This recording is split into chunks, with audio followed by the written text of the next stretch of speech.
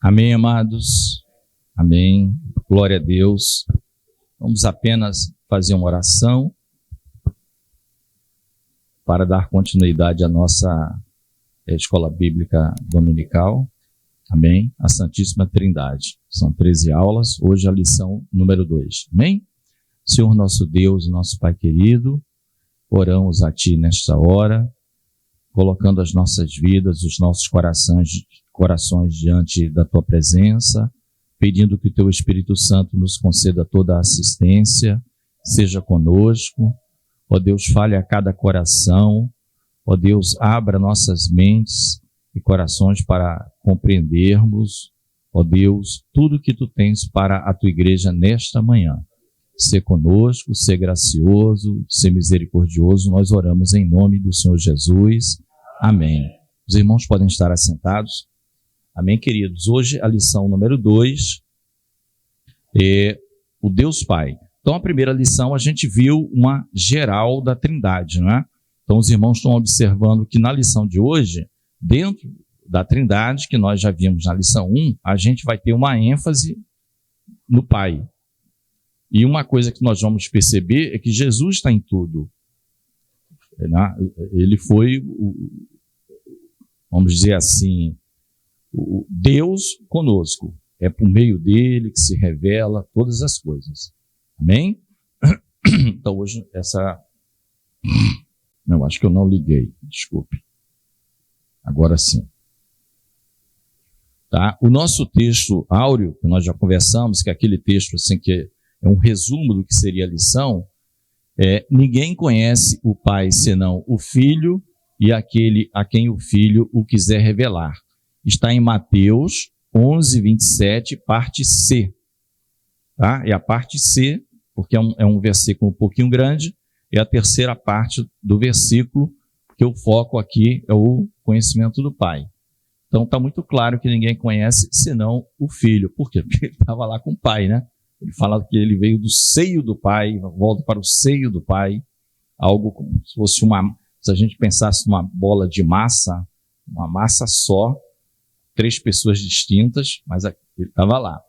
E aquele a quem o Filho quiser revelar. Aqui a gente está vendo acho que a cada domingo, seja nas mensagens, seja na EBD, que as coisas espirituais se discernem completamente das naturais. Se não for por uma revelação do Espírito Santo que habita em nós, não é? A revelação é sinônimo para iluminação, tá? Porque esse texto, essa palavra revelação também ela é abusada, de certa forma, em algumas igrejas, não é? Ultrapassando os limites da palavra e sendo utilizada por pessoas como se elas fossem o mediador entre Deus e os homens, tá? Então, a revelação aqui que é dita é a revelação que Jesus Cristo nos dá por meio da sua palavra. Tá? Então, isso aqui é importante. Que verdade prática a gente vai ter nessa nossa lição? A seguinte verdade: nós conhecemos a identidade, os atributos e a glória de Deus Pai por meio da revelação de Jesus Cristo e da ação do Espírito Santo. Então observa aqui, não é? Como a gente que já estuda a Bíblia há algum tempo, todos nós aqui, a gente sempre observa aquela máxima, não tem o homem por si só chegando a Deus. Não existe. Se Deus não se revelar, se Deus não fizer todo o trabalho, o homem eternamente estará em trevas. Tá? Isso a gente vai ver em toda a Bíblia, não existe um homem superpoderoso que por conta própria, desvendor, não tem. Tem o homem em trevas, caído, que tem aquela lembrança, aquela noção, mas que muitos querem se achegar a Deus, vamos dizer assim, por conta própria, desprezando completamente o que a Bíblia diz, que é só através de Jesus Cristo. É Ele que dá o sacrifício, é Ele que, para nós, que é Jesus Cristo, a oferta, Ele que se revela, né? O homem sozinho, ele não restaura essa comunhão perdida, né? Então, a verdade prática que nós estamos vendo na Trindade com relação ao conhecimento do Pai, mas aplicável a tudo que é celestial, que é eterno. O texto que nós vamos ler, na verdade, estão em duas porções da palavra de Deus. O primeiro trecho, Mateus 11, 25 a 27, e o segundo, João 14, de 11 a 6. Amém, queridos? Então, vamos ler aqui a partir do 25, como está aqui, 25 a 27. Naquele tempo, respondendo Jesus, disse: Graças te dou, ó Pai, Senhor do céu e da terra, que ocultaste estas coisas aos sábios e instruídos e as revelastes aos pequeninos. Sim, ó Pai, porque assim te aprouve. Nós já trabalhamos muito bem essa palavra, que não é usada quase no dia a dia, mas assim foi da tua vontade. Foi assim porque o Senhor quis. Aprove a Deus. Todas as coisas me foram entregues por meu Pai, e ninguém conhece o Filho, senão o Pai. E aqui entra o trecho, que é o texto áureo, né? E ninguém conhece o Pai, senão o Filho, e aquele a quem o Filho quiser revelar. Tá? Essa é a primeira porção da palavra. Para a gente não, vamos dizer, perder tempo, depois ter que voltar, só para contextualizar os amados irmãos. Em que momento, em que ocasião isso aqui aconteceu? Naquele tempo, respondendo Jesus, e creio que em Lucas vai falar alegrando-se Jesus, é uma resposta, na verdade, ele não está respondendo a uma indagação de pessoas. Ele está respondendo em espírito a uma situação, em resposta a toda a situação. E que situação precede tudo isso? Uma situação de grande rejeição do Senhor. E em locais onde ele operou grandes milagres, como é o caso daquelas 3 cidades amaldiçoadas, Corazim, Betsaída e Cafarnaum, em que ele vai dizer, se em Tiro e Sidom tivessem sido feitos esses milagres e sinais que aqui foram feitos, há muito eles teriam se vestidos de pano de saco e cinza, quer dizer, se humilhado diante de Deus.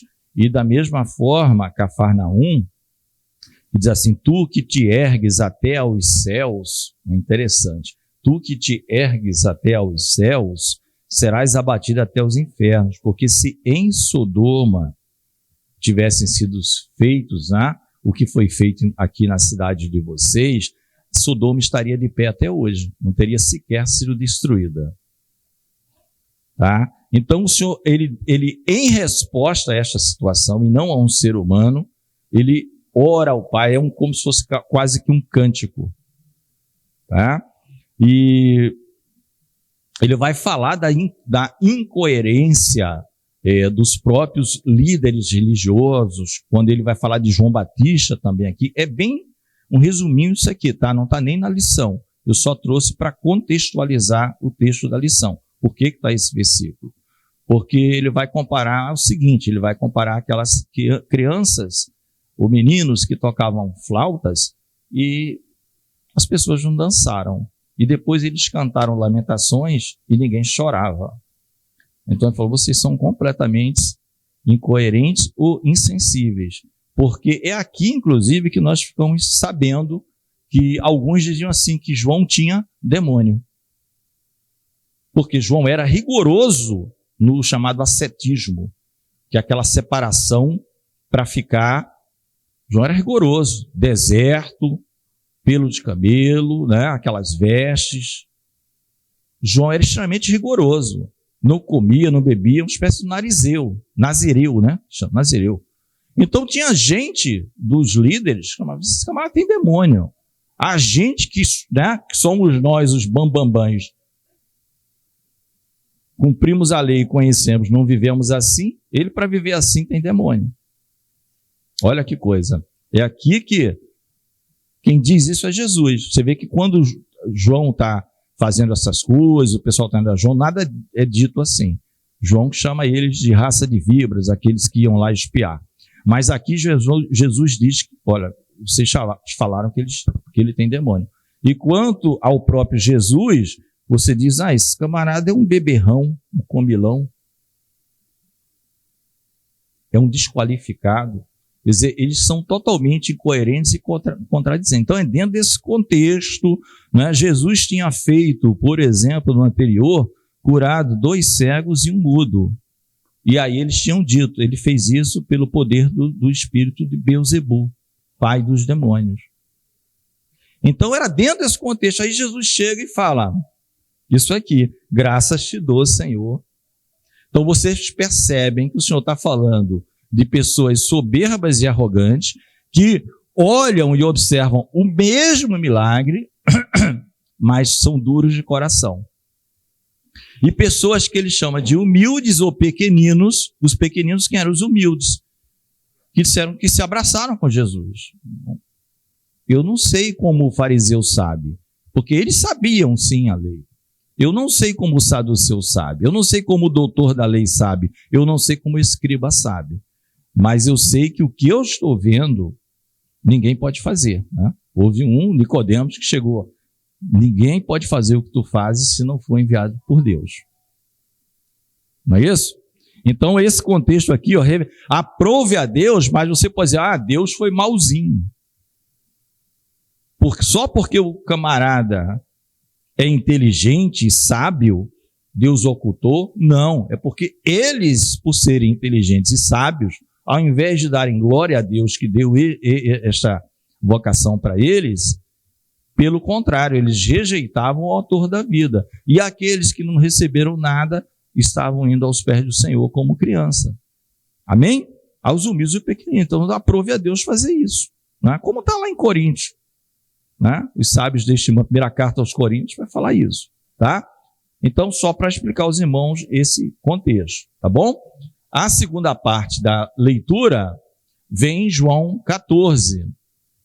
Tá? Aqui, antes da leitura, só para dizer que aqui de João, do final do capítulo 13 até o final do João 17, é aquele grande discurso do Senhor Jesus com seus apóstolos, exceto Judas. Judas tinha saído, o que tem que fazer, fazes logo, comeu o bocado lá com o Senhor Jesus, e quando Jesus termina todo esse diálogo lindo, maravilhoso, novo mandamento vos dou, e se revela, é que o Judas volta, lá no início do capítulo 18 de João. Tá? Então, Judas não participou da oração sacerdotal, não estava lá, Iscariotes. Tá bom? Então, contextualizamos. Ele está dando inúmeras revelações do Pai acerca dele, e que os próprios apóstolos, eles não estão entendendo ainda dele, eles fazem de conta que estão entendendo, assim, alguma coisa, tá bom? Disse-lhe Jesus, agora passamos para o 14, eu sou o caminho e a verdade e a vida, ninguém vem ao Pai senão por mim, né? Isso aí é fruto, salvo engano, de uma pergunta do Tomé, né? João 14, 6, isso mesmo. Tomé pede para que ele mostre o caminho. Aí o Senhor Jesus se revela como sendo o caminho, tá? Então o que a gente está vendo? Deus Pai é o que se quer na lição, mas tudo passa por Jesus, queridos. Não tem jeito. Não existe essa coisa do homem se arvorar. Porque, amados, existem muitas, mas muitas mesmo, religiões e grupos de pessoas, de certos grupos intelectuais, até pessoas bem posicionadas na sociedade, não necessariamente ricas, que creem sim num ser superior, num criador, mas não como a Bíblia registra. Então, entendem eles que chegam à sabedoria máxima, mas é por eles mesmos, eles vão galgando, ele entende apenas que Jesus foi um referencial, aí a gente vai seguindo esse referencial, o problema é nosso, nós somos capazes sim, nós vamos chegar a Deus. Não é? Esse é o grande problema de muitos, que não estou falando nem de ateu, muito pelo contrário, religiosos, mas que entendem chegar Aí o nome muda para cada um. Deus, o poder máximo, o início de tudo. Temos sim como chegar. Vamos galgando aqui degraus e por aí vai. Então ele já deixa claro que ninguém vem ao Pai. E aqui é sempre bom, né? Eu sempre falo isso. É muito comum as pessoas dizerem, ninguém vai ao Pai. Mas ninguém vem, né? Por que ninguém vem, a gente sabe. Porque fala de um retorno. De vir, de voltar. Tá?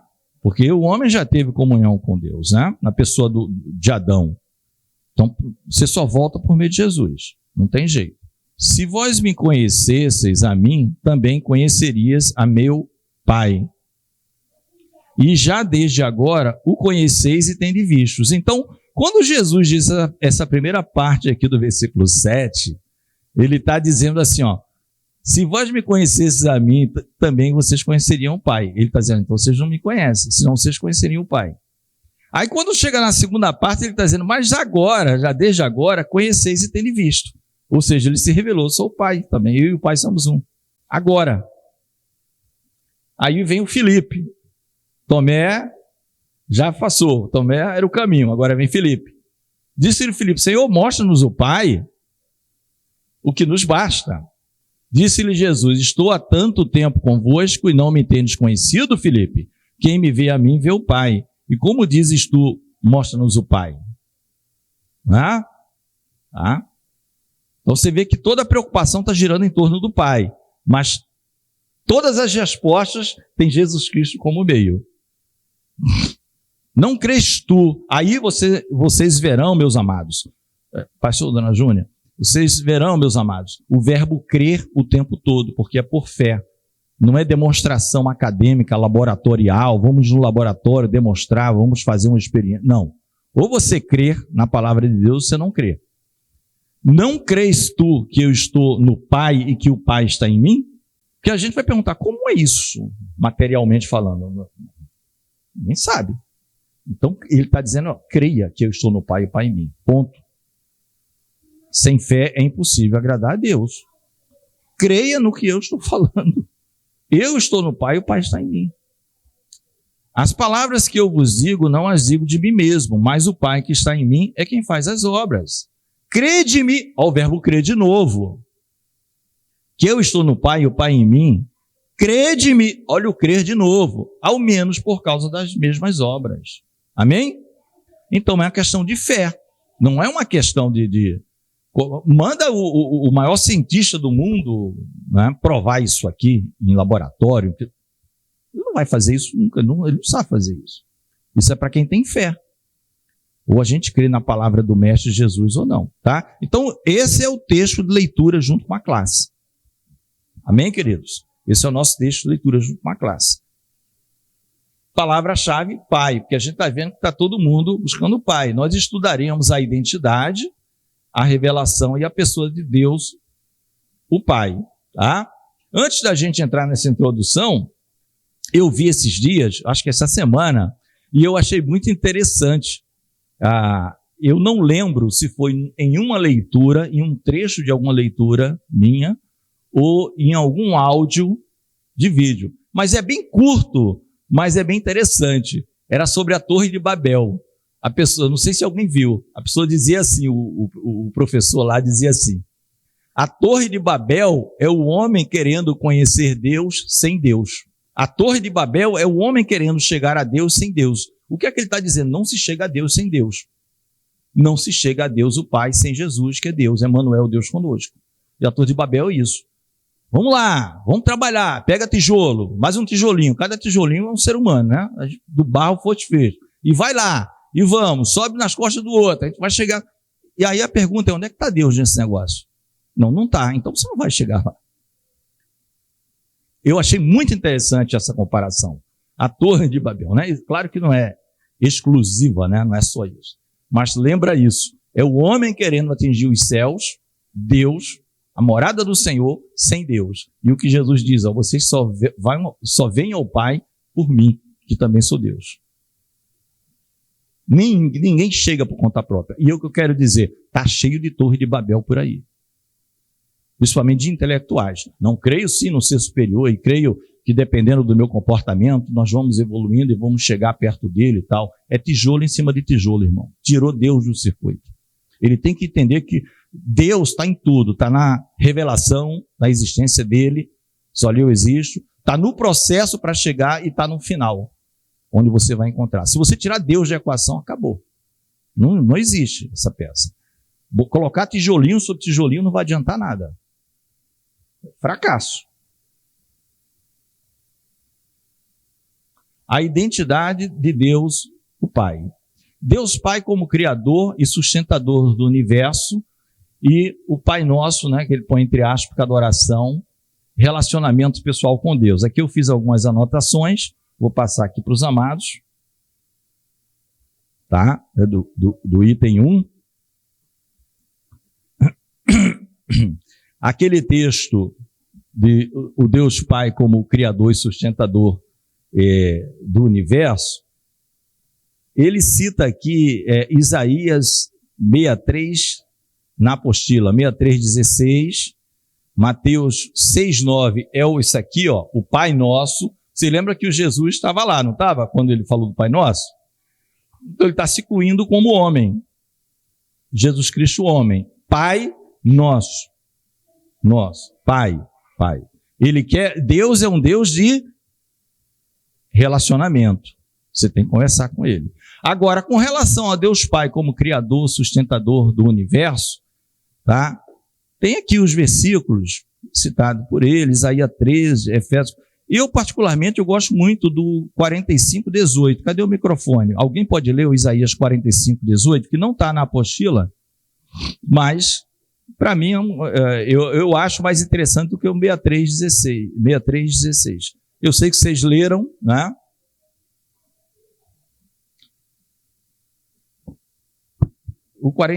Isaías 45:18. O que é que diz?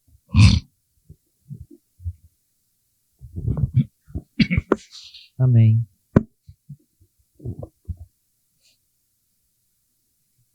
Porque assim diz o Senhor que tem criado os céus, o Deus que formou a terra e a fez. Ele a confirmou, não a criou vazia, mas a formou para que fosse habitada. Eu sou o Senhor e não há outro. Amém? Amém, queridos? Esse texto de Isaías, ele é muito, a meu ver, como criador e sustentador do universo, mais apropriado, embora ele cite o 63:18, que é um outro texto de Isaías. Amém? Agora aqui, embora não esteja na transparência, uma pequena observação na apostila de vocês. O item 1, na apostila de vocês, na apostila não, no livreto, no item 1, escrito a identidade de Deus Pai, vê se vocês acham aí. Claudinha, cadê a tua lição? Tá bom. Acharam? A identidade de Deus Pai? 1, tá? A introdução, depois vem 1 em algarismo romano. Acharam? Isso, a identidade de Deus Pai. Acharam? Isso.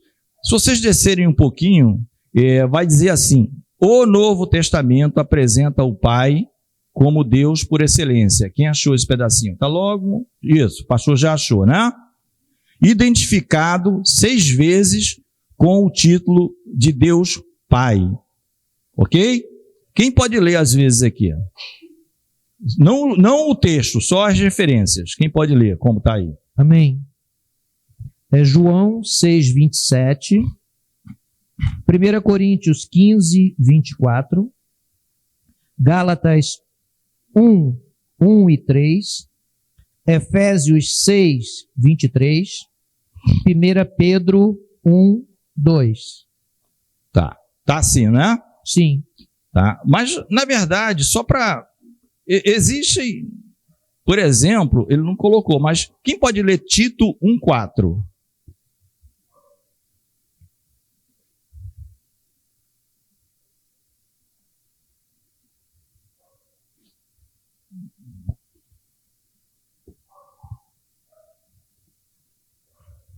Versículo 4 do capítulo 1 de Tito. Tito 1, versículo 4. A Tito, meu verdadeiro filho, segundo a fé comum, graça, misericórdia e paz. Não, só o versículo 4. Tito, capítulo 1, versículo 4. Tito, Tá. capítulo 1, versículo 4. Pode ler. A Tito, meu verdadeiro filho, segundo a fé comum. Graça, misericórdia e paz da parte de Deus Pai e da do Senhor Jesus Cristo, nosso Salvador. Isso. É isso aí que eu queria dizer. Eles citam essa expressão Deus Pai, mas tem Deus Pai aí em Tito, que não está aqui. Essa expressão direta, Deus Pai, tá? Tem Tito também, que não está aqui nos parênteses, né? Ah, sim. Entendeu? É isso que eu estou querendo dizer para vocês. Então, essa questão de número vai depender da Bíblia, tal, mas você viu que tem Deus Pai em Tito e não está citado aqui. Entendeu? Só isso. Se quiserem anotar depois de caneta, que Tito 1,4 também fala de Deus Pai, tá? Ok, queridos? Vimos aqui que o Senhor Deus, além de sustentador, criador do universo, é um Deus de relacionamento, como está na oração do Pai Nosso. É nós conversando com Ele, né? O Pai é a fonte da divindade, é o ser supremo, eterno e imutável, Criador do céu e da terra, Pai de Jesus e de quem o Espírito procede, né? Isso está no item 2. Tá? Ele é um ser supremo, eterno, e é bem interessante onde está Deuteronômio 33, 27. Quem pode ler Deuteronômio 33, 27? Deuteronômio 33, 27. Diz assim a palavra do Senhor: O Deus eterno é a tua habitação, e por baixo estão os braços eternos. E ele lançará o inimigo de diante de ti e dirá: destrói-o. Amém. A ideia é o Deus eterno, ou seja, ele não tem começo nem fim. Tá? E lembrando, principalmente lá no Antigo Testamento, a ideia do israelita nunca foi de trindade. Era Deus, o Pai. Tá? Então, essa ideia aqui que a gente vê em Malaquias 3,6, não precisa abrir, que diz: porque eu não mudo, vós, o filho de Jacó, não sois consumido, falando que ele é imutável, né? É criador do céu e da terra, aquele texto que nós já lemos, o Salmo 92, que é uma oração de Moisés, né? De eternidade a eternidade, tu és Deus, ou seja, algo que foge completamente do nosso entendimento, tá? Então, ele é a forma que o Deus Pai é a fonte de toda a divindade. O Pai age por meio do Filho e do Espírito. O Pai opera por meio do Filho, por meio do Espírito Santo. As três pessoas são coeternas e coiguais. Eu vou querer voltar aqui. Isso.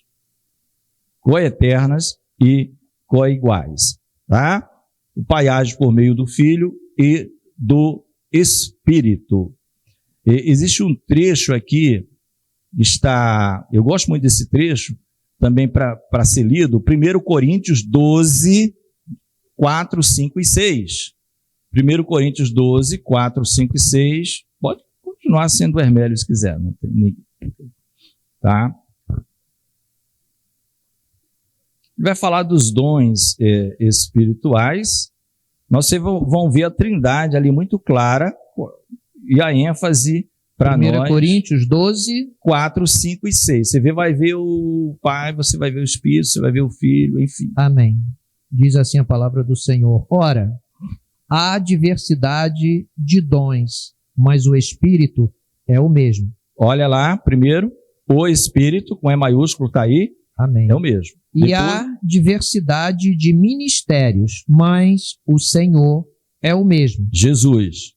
E há diversidade de operações, mas é o mesmo Deus que opera tudo em todos. O Pai, tá? Então você vê aqui. Aí, amados, vem uma explicação interessante que não há, de maneira nenhuma, inferioridade entre um e outro, tá? E é citado na lição, vocês vão ver, o chamado, é o finalzinho da lição 1 para a gente passar para 2 e para 3. É citado o credo de Atanásio, certo? O credo de Atanásio. Lá no final da liçãozinha, vocês vão olhar da lição 1, antes da chamada sinopse 1, antes de começar a parte 2, que é o Pai revelado em Cristo, credo de Atanásio, século V. O que é que o credo de Atanásio diz? Nenhuma das três pessoas é antes ou depois da outra, nenhuma é maior ou menor do que a outra, mas as três pessoas são coeternas e co-iguais, tá? Conforme está aqui. Aí vou só abrir um parênteses muito rápido sobre o chamado credo de Atanásio.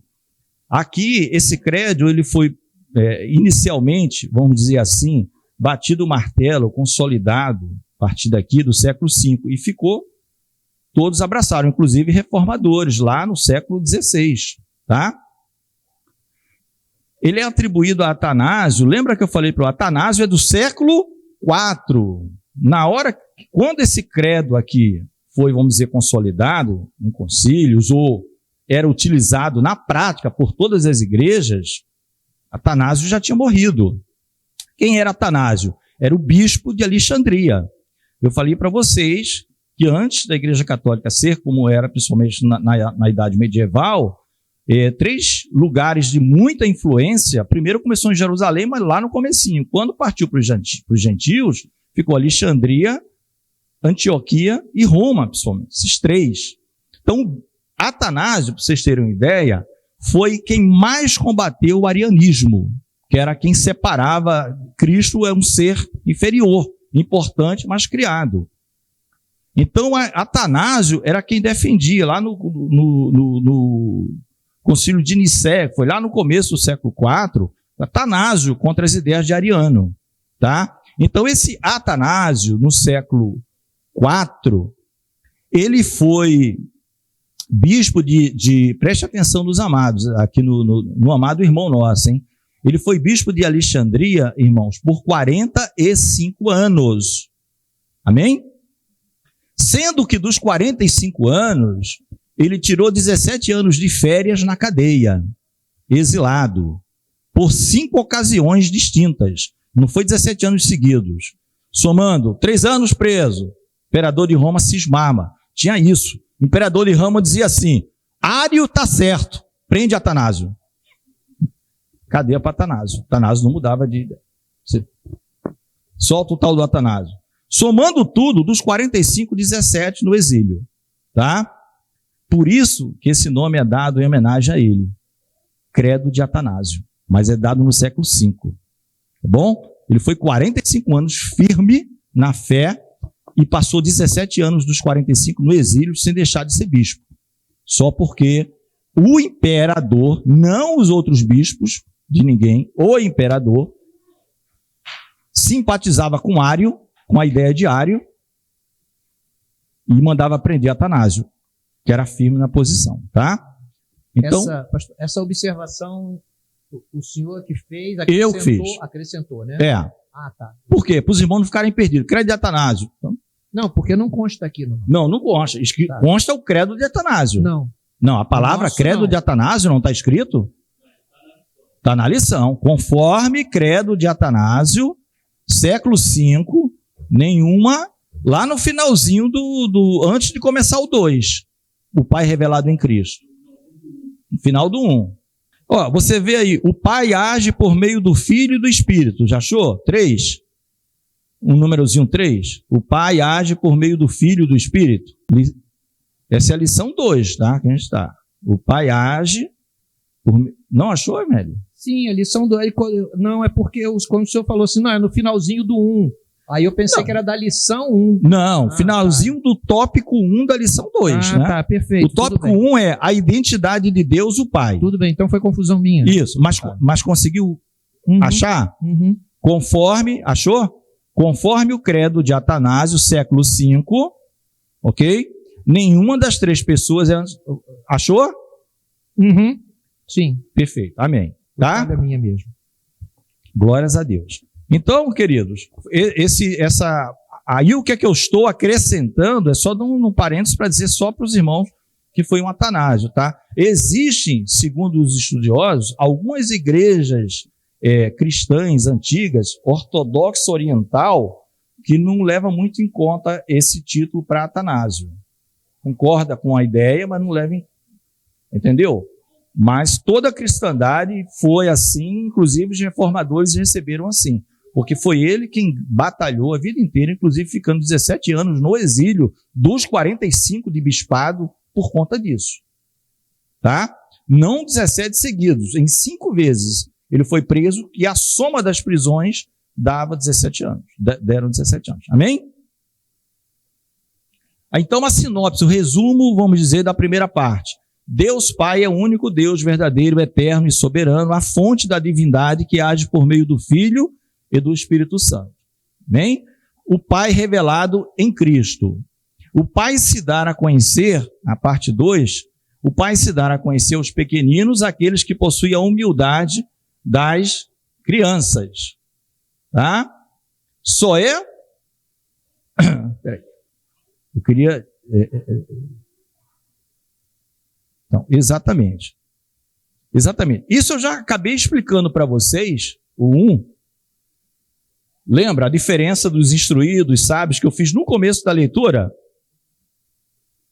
Por que ele se revela aos pequenos? Não foi predileção, assim, eu não quero me revelar para aquele outro só porque ele estudou. Estudou bastante, conhece bastante. Não, era pela dureza deles. Eles, por estudarem, pois é. E os pequeninos, é que ele está chamando os humildes, aquelas pessoas mais marginalizadas da sociedade, ou não, mas eram pessoas humildes, simples, aprove o Pai, eu vou revelar para estes. Estes de corações endurecidos, não. Tá? Então isso aqui a gente já viu no começo. Só é possível conhecer a Deus por meio do Filho. O Filho é o único capaz de revelar sua natureza, vontade e amor. A gente viu isso também quando a gente discursou um pouco do João 14. Não é isso? Só por meio do Filho. Não é isso? 1 Timóteo 2,5. Pode ler, Hermélio. 1 Timóteo 2,5. O Pai se faz conhecer pelo Filho. A gente, como eu falei no comecinho da lição, irmãos, é tudo praticamente sobre Deus Pai, mas não tem como escapar da intermediação do Senhor Jesus Cristo. 1 Timóteo 2,5. Diz assim: porque há um só Deus e um só mediador entre Deus e os homens, Jesus Cristo, homem. Amém? Amém? Então, é sempre por meio de Jesus Cristo, tá? Ainda acerca dessa seção 2, não esse 2zinho aqui, o 2 como todo, em algarismo romano da lição, eu coloquei um versículo, mas não precisa ir lá ver, sobre essa questão de Deus se revelar aos pequeninos, como está em Tiago 4,6, tá? Uma parte, que diz assim, que Deus resiste aos soberbos, mas dá graça aos humildes. Então, por que os outros não recebem a mesma graça? Porque eles são soberbos. Eles conhecem mais do que Deus. Então, tá bom, não vou brigar com você. Mas quem se coloca na posição de que nada tem para oferecer, bem-aventurados pobres de espírito, mendigo, nada tem para oferecer, e aceita, porque ainda tem também o pobre de espírito que é arrogante. Ele prefere ficar com o pobre assim e não quer receber a coisa de Deus. Então ele passa a ser um soberbo. Tá? Então não tem a ver com a quantidade do dinheiro em si. Tem a ver com a posição do seu coração. Você pode ser um mendigo e você não quer receber as coisas de Deus. Você não tem nada para dar. E ainda assim você não quer receber as riquezas do Senhor. Tá? Então Tiago fala, então Deus resiste aos soberbos, mas dá graça aos humildes. Quem reconhece que a verdadeira sabedoria vem do Senhor Deus. Não é? Quem vê o Filho, vê o Pai. Jesus é a perfeita expressão do Pai. O Pai opera por meio do Filho e o Filho age em total comunhão com o Pai. Essa da expressão perfeita, a gente viu, quem estudou a carta aos Hebreus, que viu aquele estudo, quem pode ler Hebreus 1:3? Hebreus 1:3. Porque isso aqui é importante, ó. Ele é Quem vê o filho vê o pai. Olha quando o escritor aos Hebreus fala. Preste atenção nisso. Amém. O qual, sendo o resplendor da sua glória e a expressa imagem da sua pessoa, e sustentando todas as coisas pela palavra do seu poder, havendo feito por si mesmo a purificação dos nossos pecados, assentou-se à destra da majestade nas alturas. Amém, queridos? Ele está falando de quem o texto? Do Senhor Jesus. Aí o que é que chama a atenção nesse texto? Essa expressão aqui, ó. A expressa ou a exata imagem. Deus formou o homem à sua imagem e semelhança. Mas só tem um texto na Bíblia que diz que alguém é a exata imagem. Esse texto aí. Percebe a diferença? Quem é a exata imagem de Deus? Jesus. Por quê? Porque a carta aos Hebreus, ela tem como propósito, com muito jeitinho, mostrar para os hebreus, para os cristãos hebreus, que Jesus é superior a tudo, inclusive a Moisés. Então ele vai com muito jeitinho, devagar, só olha, Moisés, mas Jesus é maior que ele. Os anjos que fizeram intermediação ali, Jesus é maior que eles. Aí começa a citar salmos que se atribuía só ao Pai. Ele diz que é Jesus. Como assim? É o Pai ou é Jesus? Entendeu? Ele vai com muito jeitinho, maior que Josué, maior que Arão. Os hebreus não ficarem, né? Porque traz toda aquela carga, apesar de serem convertidos, traz toda aquela carga da lei. Coisa que os gentios não precisavam. Então esse grupo de destinatários da carta serve para todos nós, mas em especial os cristãos de origem judaica, os hebreus, foi preciso muito esclarecimento nesse sentido, tá? Então, queridos, é importante ver que Jesus é o único de todos os homens que se fizeram, né? Ele se fez carne, que é a exata imagem, né? Na sua existência, né? Ninguém está falando do corpo físico dele em si. Ele vai aparecer em Apocalipse de forma glorificada, de outro jeito. Tá? Olhos como chama de fogo, espada de 2 gumes, pés como latão reluzente. Sinopse 2, uma conclusão dessa segunda parte sobre o Pai. O Pai é plenamente revelado em Cristo, queridos. Né? Embora não esteja aqui, por que o apóstolo Pedro, no último versículo da segunda carta dele, diz assim: antes crescei na graça e no conhecimento do Senhor Jesus Cristo. Porque quem conhece Jesus Cristo, conhece o Pai. Amém? Graça e verdade vieram por Jesus Cristo, sendo conhecido apenas por meio do Filho, que é a expressão exata do ser. Essa lição 2, ela vem para consolidar no coração do crente não se deixar levar por conversas muito convincentes, e eu digo a vocês, quase sempre não é o pessoal muito humilde que eu falo em termos de poder aquisitivo, é médio, é classe média, que nutrem essa ideia de, sim, há um ser superior, e que estão chegando lá, vão chegar lá, sabe? É a Torre de Babel, é querer atingir Deus sem Deus, não chega. Então eles tiram Jesus, eles dizem, não, nós cremos sim também, só que os crentes creem de outra forma, tal. Não é, então isso vem mostrar claramente que não dá para se negociar com isso, tá? É só por meio de Cristo que a gente chega ao Pai.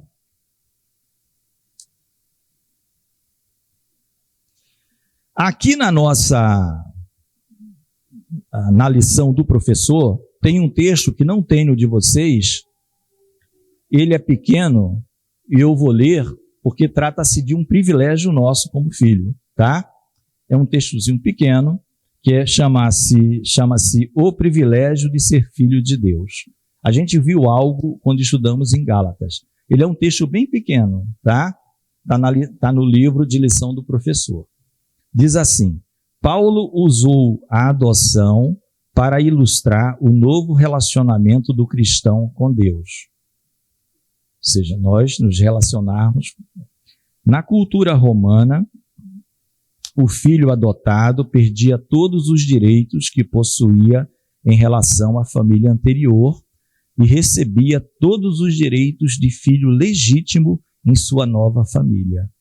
Ele se tornava herdeiro dos bens de seu novo pai. Da mesma forma, quando alguém se torna um cristão, recebe todos os privilégios e responsabilidades, não esqueçamos, de um filho na família de Deus. Não somos mais escravos atemorizados. Ao contrário, somos filhos de Deus. Que privilégio.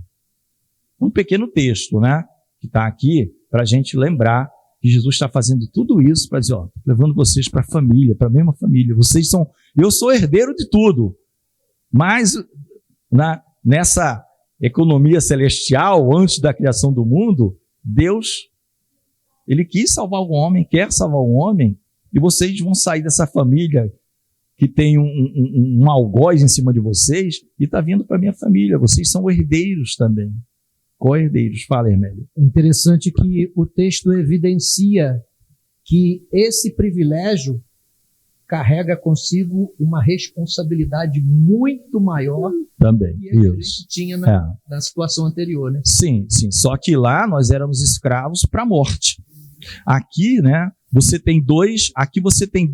pode se colocar figuradamente em duas situações.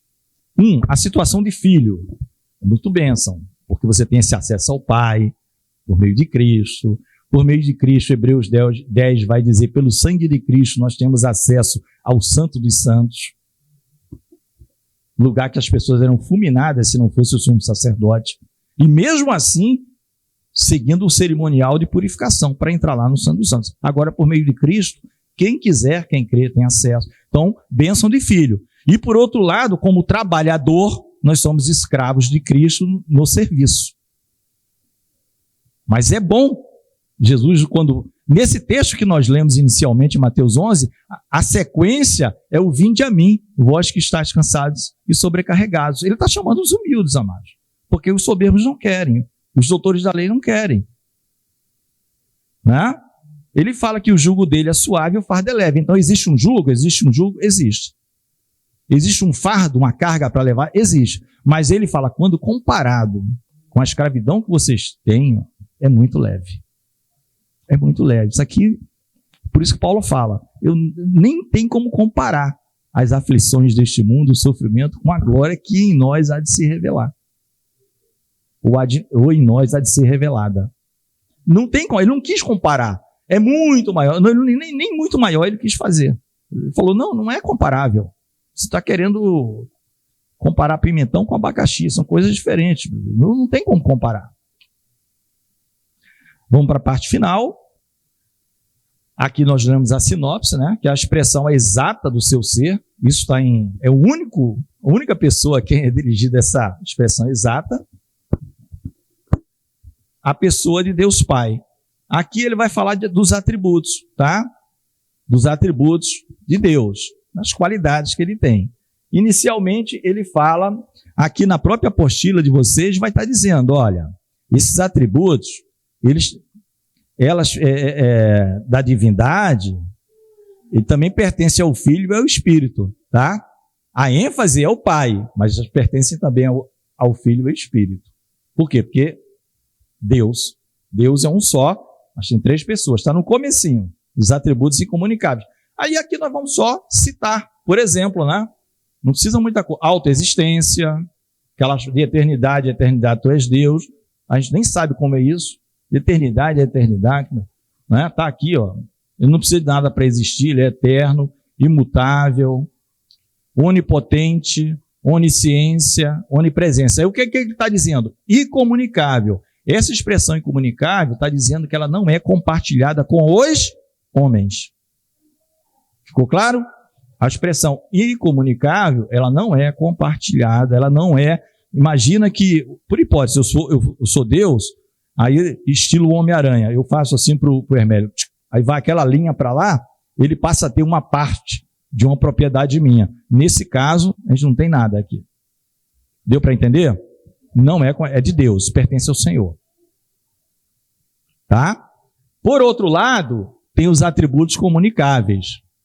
Qualidades que Deus compartilha com suas criaturas. E aqui, antes de lermos alguns, não é só isso, tá, queridos? Não é exaustiva, mas é exemplificativa, tá? Exaustiva é como você completou, não tem mais. Ela é exemplificativa. Aqui, queridos, o próprio texto vai dizer que ainda assim, queridos, devido a o nosso ser, ainda estarmos neste tabernáculo, essa comunicação ela é de maneira limitada. Por quê? Deus compartilha a santidade dele conosco, não é verdade? Sede santo, pois eu sou santo. Aí a gente já estudou. Nós somos santos igualzinho a Deus, né? Lembra do cântico de Ana? Não há santo como o Senhor. Então nós somos santos, mas como o Senhor? Cântico de Ana. Depois que Deus dá o Samuelzinho para ela. Né? Ela era estéril, ela faz aquele cântico maravilhoso. Né? Que eu acho interessante naquele cântico também Deus é o que tira a vida e a dá. Ela não diz dá a vida e a tira. Porque a visão é de eternidade, é de algo inspirado. Tira essa vida e dá a eterna. Está lá no cântico de Ana, que não é o motivo da aula de hoje, tá? Mas é um cântico que vale a pena ler. Pequeno, mas muito rico, né? Cântico de Ana. Então, Deus compartilha conosco, querido, santidade, amor, né? A gente pode dizer que amamos igualzinho ao João 3,16? Deus amou o mundo de tal maneira que deu seu Filho unigênito para que todo aquele que nele crê não pereça, mas tenha vida eterna? Não. Mas a gente ama. Não é isso? Paulo diz em Romano, a ninguém devais nada, exceto o amor. O que ele já está dizendo? Nós sempre estamos devendo poder amar mais. A gente já amou, mas pode amar mais e muito mais. Mas a gente tem esse atributo, porque Deus compartilhou conosco. Fidelidade. E aqui complica, né? Aqui, amigo, tem aquele texto, deixa eu ver se eu acho aqui. É o 2 Timóteo 2,13. Esse vai falar claramente quem somos nós. 2 Timóteo 2,13. Hoje a nossa voz dourada é o vermelho. 2 Timóteo 2,13. Estamos chegando no finalzinho, tá, queridos? Amém. Se somos infiéis, ele permanece fiel. Não pode negar-se a si mesmo. Amém? Paulo está incluindo ele e Timóteo. Se somos, eu e você, Timóteo, em algum momento, e com certeza em algum momento, derrapa na curva, Deus não é. Mas ele compartilha a fidelidade conosco. Então, existem muitos momentos, e principalmente dos ministros, você vai ver que dos ministros se exige um pouquinho mais. Não é isso? Está no livro, não é invenção nossa. Se exige um pouquinho, a régua sobe um pouquinho mais. Né? Bondade. Bem, queridos? Então, esses são os atributos que a gente pensa, não, eu sou bondoso. Não, é Deus que comunica com os homens, com as suas criaturas. Tem quem não reconheça, inclusive. Pessoas bondosas, soberbas. Eu sou muito bondoso. Eu sou muito fiel. Deus, Jesus, isso é loucura dos crentes. Tudo bem. Coloquei aí, acho que um dia desses no meu status, acho que está aí ontem. O homem vai dar conta de cada palavra que proferir no dia do juízo. Quer dizer que você já nasceu fiel, realmente fiel. Você acha que não fui eu que compartilhei com você desse atributo? Não sabia. Bom, eu sei que tinha um monte de crente que falava com você enxotava todos. E vem falar um pouquinho dos nomes de Deus em que revelam sua natureza, obras e virtudes, né? Elohim, que a gente vê na criação, né? No princípio criou Deus, é o Elohim que está lá, né? Que a gente até falou, é como se fosse eles criou. eles criou, seria eles criaram, mas está assim, eles criou, porque já fala da pluralidade mais de dois. A terminação in é para mais de dois. Então, tinha pelo menos três. Como foi revelado para nós três, entendemos que são os três. É o Shaddai, que é o Deus Todo-Poderoso, né? Adonai e Kyrios, em alguns dicionários, Curios, fala de Senhor, porque o judeu substituía o nome Senhor, que praticamente esse aqui, ó, eu sou o que sou, por Adonai, para não falar, e coloca Adonai, o Senhor. No grego é o Kyrios, Senhor. Então o mesmo que é usado para Jesus, era usado para Deus no hebraico. E o tetagrama Yavé, tá? Que é uma pergunta interessante que eu vou fazer. Isso aqui refere-se só ao Pai? Aos três, tá? Tá? Porque Jesus vai, várias vezes em João, ele vai, não é nem, eu já falei até mais de uma vez com vocês, não é nem quando ele é assim, eu sou o pão da vida. Isso ele tá especificando o que é que ele é. Eu sou a luz do mundo. Ele, por muitas vezes, vai falar só o eu sou. Se vocês não crerem que eu sou, aí alguém fala assim, eu sou o quê? Não, que eu sou, o mesmo eu sou lá do Antigo Testamento, tá? Então, são nomes dados, mas que revelam o Pai, tá? Por quê? Porque nós estamos estudando sobre o Pai. Lembre, são 13 lições, vai ter detalhes sobre o Filho, vai ter mais detalhes sobre o Espírito Santo. Amém, queridos? A sinopse, então, 3, terminando, é que os atributos e os nomes de Deus Pai expressam também sua natureza. Vocês observam que nos atributos dele, principalmente os incomunicáveis, mostram Deus, né? Onipotente, onisciente, onipresente, imutável. Pai expressam sua natureza, santidade, amor e autoridade, revelando quem ele é e como se relaciona com a sua criação. Tá? Conclusão: Deus o Pai é o Deus verdadeiro, eterno e soberano, revelado em Jesus Cristo. Revisando os conteúdos, como Deus, né, o que é aqui como Deus se revela no Antigo Testamento, ele se revela como um só Deus, pelos seus nomes, atributos e os seus atos. O que afirma o credo de Atanásio, aquela da questão da igualdade, nenhum é mais que o outro, nenhum é mais antigo que o outro, tá? E que eu expliquei um pouquinho sobre a pessoa do nosso irmão Atanásio, foi bispo em Alexandria, tá? No século IV, e quando esse credo de Atanásio veio à tona, no sentido de Atanásio, ninguém tem certeza que foi ele que escreveu. Talvez alguém tenha compilado, mas foi em homenagem a ele, principalmente porque ele que defendia todas aquelas coisas e lutou até o fim contra o arianismo, tá? No século anterior. Ele nasce no final do século III e vive a vida até o século III, mas não entra no século IV. Acho que ele nasce no século IV, melhor dizendo, no final do III e o século IV, mas não entra nisso aqui, tá? A respeito das pessoas da Trindade. Nós vimos também. A expressão eu e o Pai somos um, né? É da mesma essência, mas são pessoas distintas, que alguém pode dizer, não, ó, Jesus e o Pai é a mesma pessoa.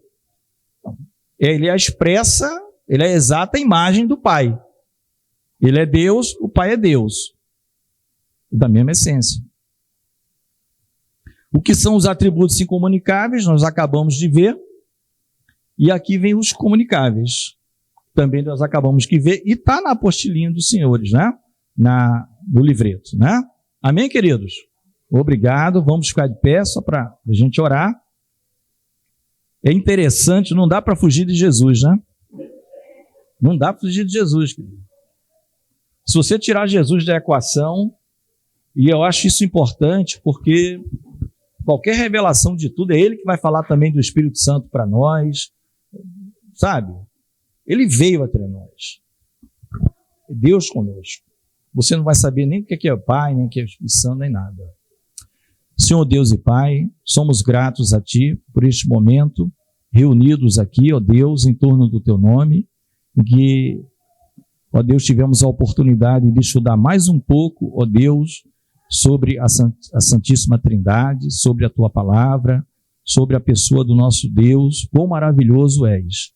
Dá-nos, ó Deus, um intervalo abençoado, sê conosco, prepara os nossos corações para a ministração da Tua Santa Palavra dentro de alguns minutos. Oramos agradecidos em nome do teu Filho amado, nosso Senhor e Salvador Jesus Cristo. Amém. Bem, amados, um intervalo.